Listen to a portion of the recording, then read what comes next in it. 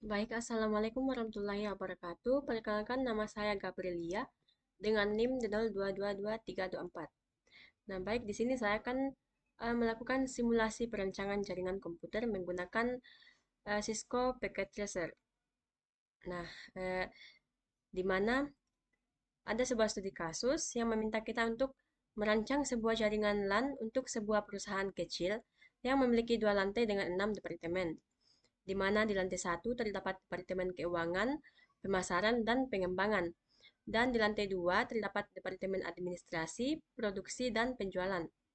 Nah, setiap departemen pada lantai 1 memiliki masing-masing 20 komputer klien dan 1 printer bersama. Departemen Pemasaran membutuhkan akses internet, sedangkan Departemen Keuangan dan Pengembangan hanya membutuhkan akses ke sumber daya lokal.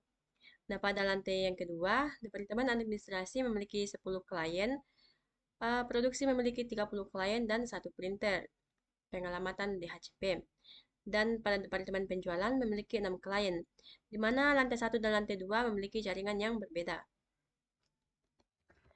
Baik, langsung saja kita masuk pada aplikasi Cisco Packet Tracer. Nah, di sini untuk mengefisienkan waktu, saya menggunakan rangkaian yang telah saya buat.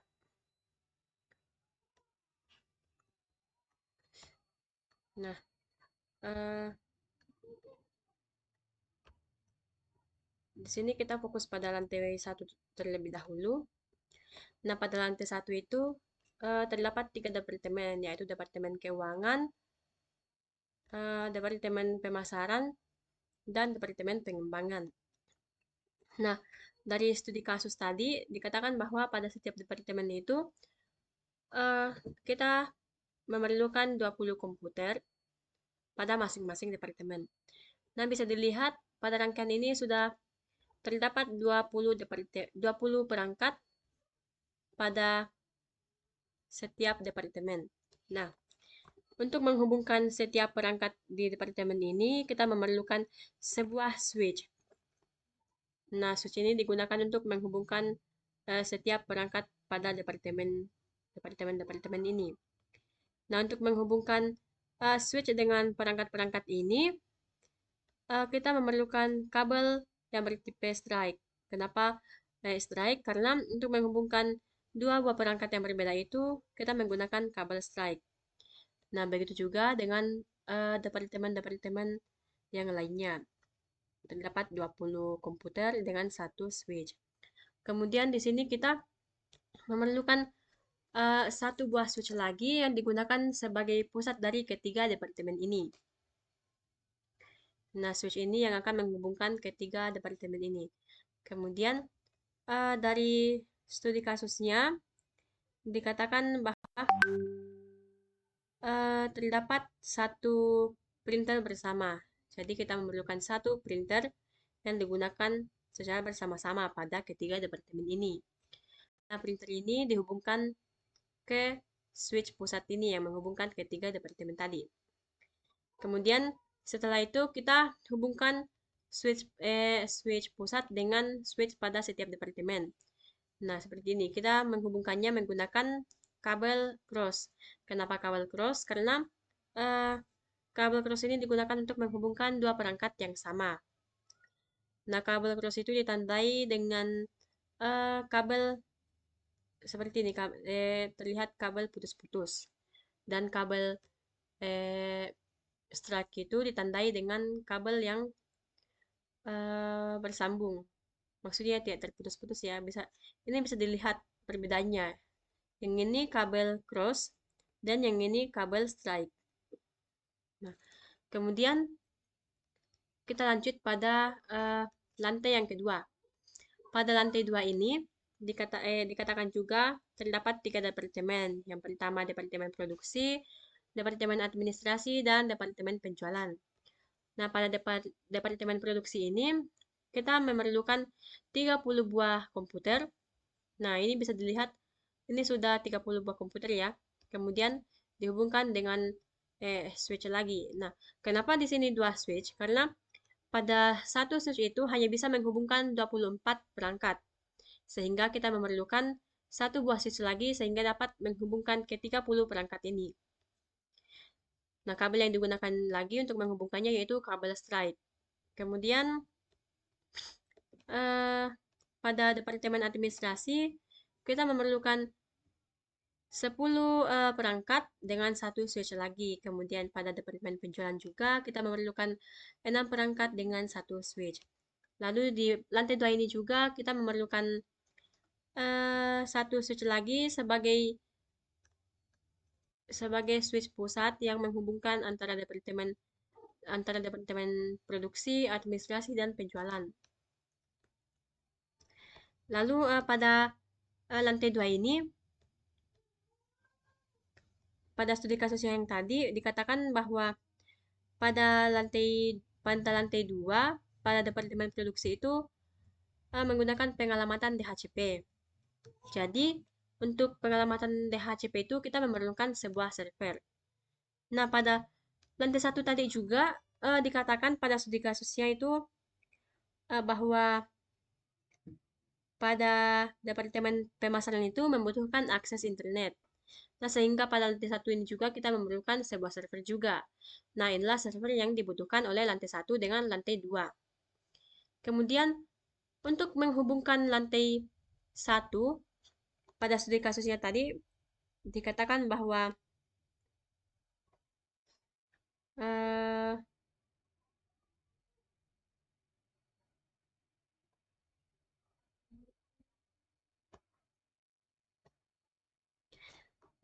nah, kemudian untuk menghubungkan antara jaringan pada lantai 1 dengan lantai 2 itu kita memerlukan sebuah router. Dan di sini saya menggunakan router PT untuk menghubungkan jaringan pada lantai 1 dan jaringan pada lantai 2.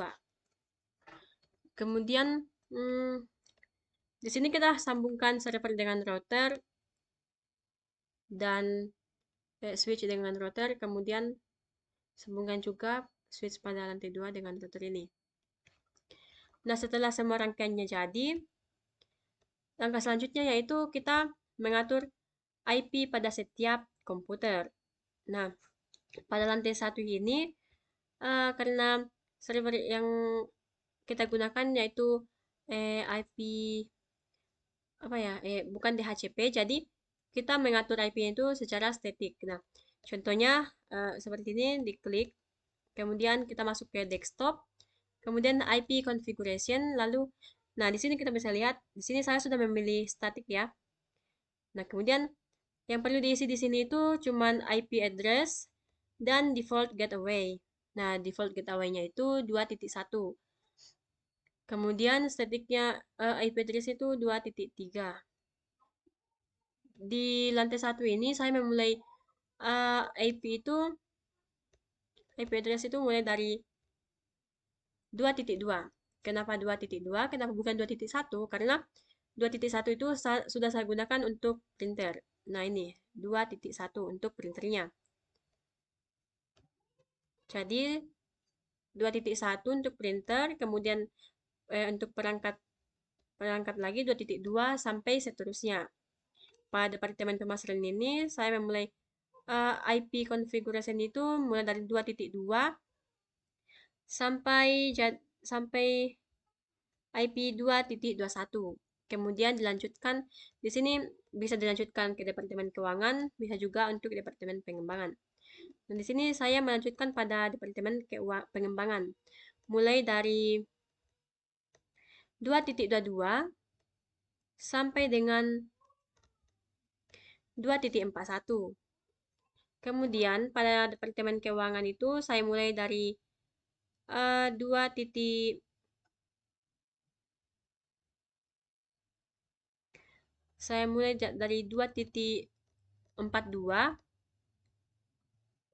Nah, 2.42 sampai dengan 2.61. Nah, ini 2.61. Jangan lupa juga default gateway itu diatur juga ya, guys. Jadi default gateway-nya pada lantai 1 itu yaitu 2.1. Nah, kenapa 2.1? Bukan kenapa harus 2.1? Kenapa bukan 1.1? Karena 1.1 itu sudah saya gunakan pada server. Nah, di sini bisa dilihat. Nah,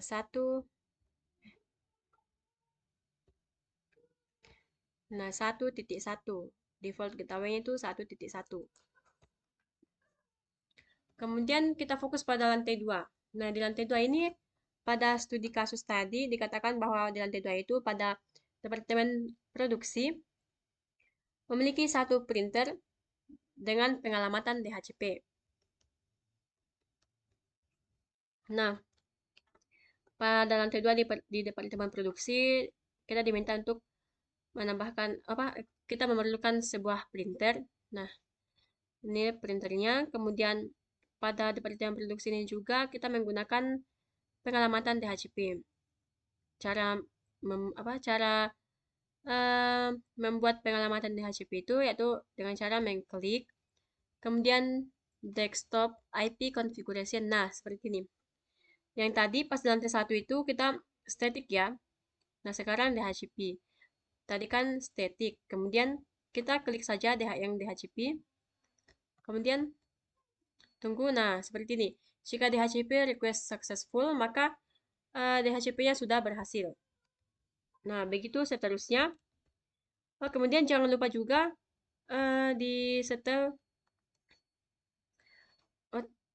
pada default ini pada departemen ini karena menggunakan pengalamatan DHCP, maka default gateway itu sudah otomatis. IP-nya dengan default gateway-nya itu sudah otomatis.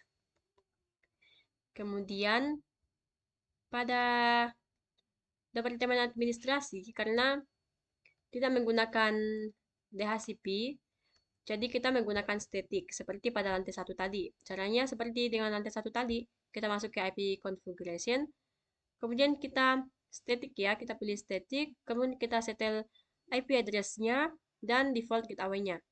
Ingat pada lantai 1 tadi default gateway-nya itu 2.1 dan pada lantai 2 ini default gateway-nya yaitu 3.1. Dan pada servernya itu default gateway-nya 1.1. Kemudian begini di semua komputer ini kita masukkan IP-nya seperti yang tadi, seperti ini, desktop, IP configuration, disetel. Kemudian begitu juga dengan departemen penjualan.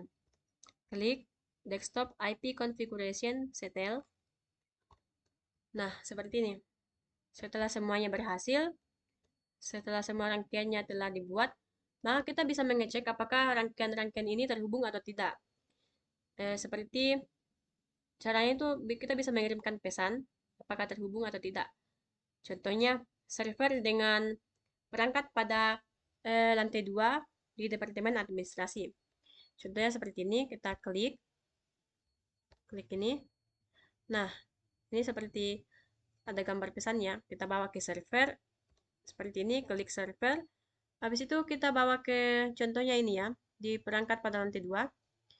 Kita klik di sini. Nah, jika seperti ini successful, maka server dengan perangkat di lantai 2 ini sudah terhubung. Sudah berhasil. Terus kita coba lagi pada server dengan perangkat di lantai 1. Seperti ini. Seperti ini. Nah, jika yang muncul adalah filet, maka ini sebenarnya kemungkinan besar tidak benar ya, teman-teman. Jadi kita bisa cek dengan refresh seperti ini. Nah, ini diklik 2 kali, maka hasilnya successful. Nah, berarti ini sudah berhasil juga ya. Jadi jika hasilnya violet, jadi kita coba refresh untuk memastikan apakah sudah sukses atau tidak. Jadi jika di refresh, maka akan berubah menjadi sukses jika berhasil. Tapi jika tidak, maka akan tetap violet.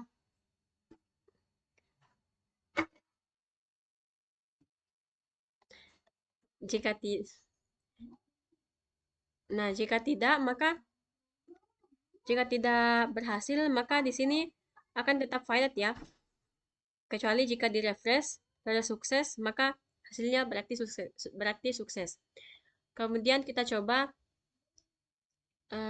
perangkat pada lantai 2. Kita hubungkan dengan perangkat lantai 1. Apakah sukses? Nah, ini valid lagi. Kita coba refresh. Nah, successful. Berarti sudah berhasil ya. Perangkat pada lantai 2 dan lantai 1 itu sudah terhubung.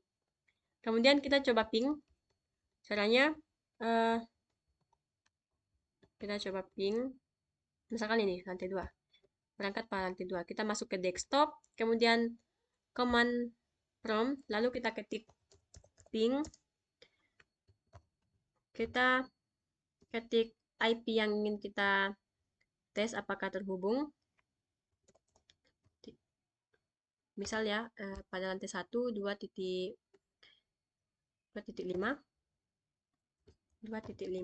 kita enter. Nah, jika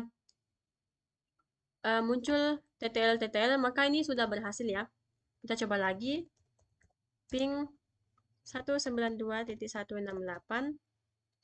titik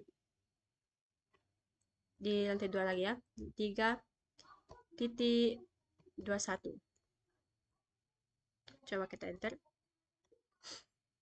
Nah, TTL juga. Berarti sudah berhasil ya teman-teman. Nah,